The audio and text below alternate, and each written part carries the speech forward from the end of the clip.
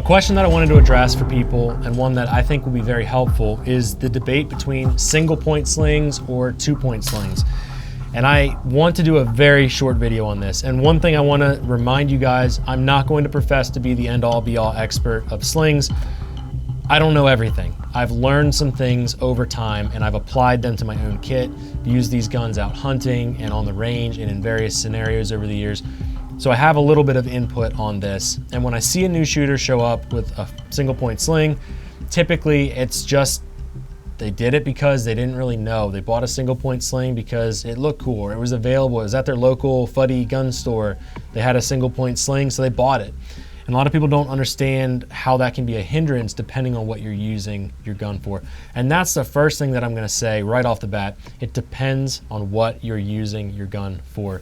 But anytime I'm training, anytime I'm hiking, I'm hunting, doing anything with a weapon, especially a rifle like this, like my 12.5 inch, I'm gonna run a 2-point sling. I have yet to find a scenario that I'm in personally where I would say, oh yeah, a single point sling is absolutely better. I think that the argument for a single point sling, first off, comes from like 1980s police videos where you saw SWAT teams with their little sub guns.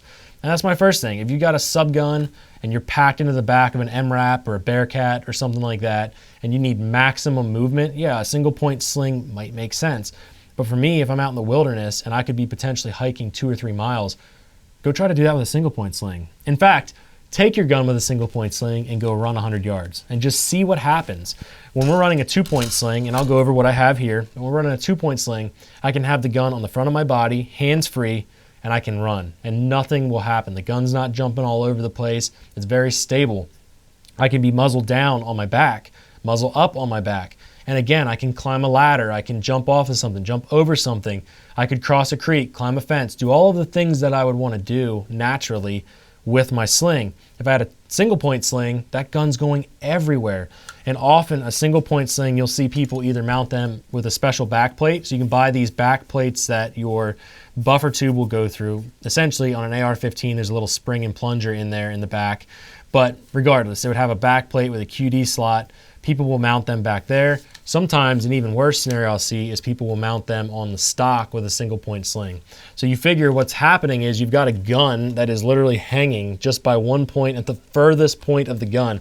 So you've got all the rest of the gun acting like a pendulum, swinging back and forth when you're trying to move. There's other benefits with 2-point slings as well, where you can actually use the sling to make you more stable in certain shooting positions. Now, I'm not going to dive all into that today, but that's another reality of 2-point versus single point slings. So largely answering that question, I recommend running a 2-point sling, especially as you start out. If you have a specialized need with your gun where you need maximum movement, that's the benefit of a single point sling.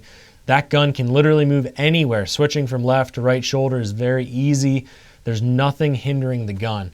I would say maybe it makes sense, but when we're getting into 12.5, 14.5, 16-inch rifles, we're out in the wilderness, I don't really see a purpose, personally, for me in my life, in my shooting, to have a single point sling. So with that being said, I'm going to show you the layout of one of my slings, and my slings are typically laid out in the exact same fashion. So if we switch to the overhead view of the camera, you're going to see that my sling is retained up here. This is the Sentry strap from a company called the Neomag. They're good friends of mine. They have sent me some Neomags over the years. I've also purchased the Neomags that I've been running. So like this one here, I bought it just like you would.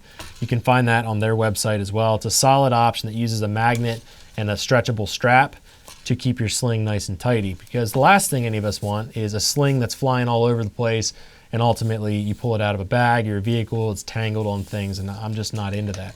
So the Sentry strap solves that situation. And as you can see, I normally just have the sling kind of flipped over itself. I'll strap that up over, and now I've got a gun that I can actually shoot from the shoulder. We can shoot it, and then if I grip the sling and give it a good tug, the Neomag Sentry strap is going to pop the magnet off and then let me access my sling. As far as how I mount the sling, I personally typically like to have a QD mount. I'll show you up here. A QD mount on the rail, pretty close to the receiver. That's my personal preference. I'm not telling you guys you need to do that, but I like to have the mount behind where I would put my hand. I don't like to have the mount way up front because it's just getting in the way of my hand. I want to have my rail space free to be able to access my pressure pad for the laser or the pressure pad for my white light. All of that stuff needs to be perfectly free. And so for me personally, I tend to put the first QD mount closer back to the receiver. Now, I don't want it so close to the receiver that it ends up getting all tangled up or kind of in the way of the magazine. Play with that. If you find that the magazine is catching your sling when you're doing reloads, maybe move that QD mount a little bit forward. If your hand is impeded by the sling, maybe you need to move that back a little bit. It gets a little bit more difficult when we're talking about shorter rifles, but in general, you should be able to figure out where is the best spot for you. And then when we come back to the stock, on this particular build, I have the sling connected to the QD mount on the opposite side, essentially on my strong hand side. And there's a reason for that. And the reason I do that personally is because it allows me to switch to my left shoulder. I can bump the rifle over to this shoulder. Even if I'm still using my right eye to aim down through, I can bump the gun to my left side. If I had the sling on the right side like this, which would be kind of intuitive for most people, it just gets difficult to switch shoulders, and I would actually have to fish my arm out of the sling in order to bring the sling over to my weak side. Now, I'm typically not shooting left side, and I think we could get into a whole argument of whether or not that's even applicable, because 99.9% of people, myself included, aren't even training enough to be effective on the weak side. But that's a whole other video for a whole other time. Another method that I do like with 2-point slings, and it's going to depend on which build I'm running, but I will also, on some of my shorter carbines, put a QD mount on the back of this back plate, and I will connect the sling right here. And so the benefit of doing that is you don't have a sling going behind your stock. If you look at me having my sling the way I have it, kind of fished over this side, every time I'm shooting, I've got a sling between me and the stock. And that's a downside. That's actually not ideal. Now, it's something I deal with because personally this is how I like my sling, but it's something that I think it would be worth you experimenting with.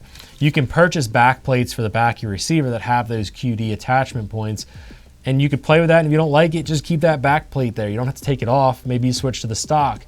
The cool thing is, if you put QD mounts that look like this, they just have a push button on one side and little ball detents on the other. If you put these on both ends of your sling, you can really experiment with a lot of different things. So that's the last thing that I'll say. Set your sling up in a way that you can quickly change it and experiment with different ways of carrying. Guys, at the end of the day, there's a bunch of different ways to skin this cat. Me personally, I like to run a 2-point sling. I would recommend you start with that and ultimately expand from there. Give it a try, play with different setups on your rifle, and ultimately experimenting in the real world, wherever you are normally at with your rifle, is the best way to figure out what works best for you guys.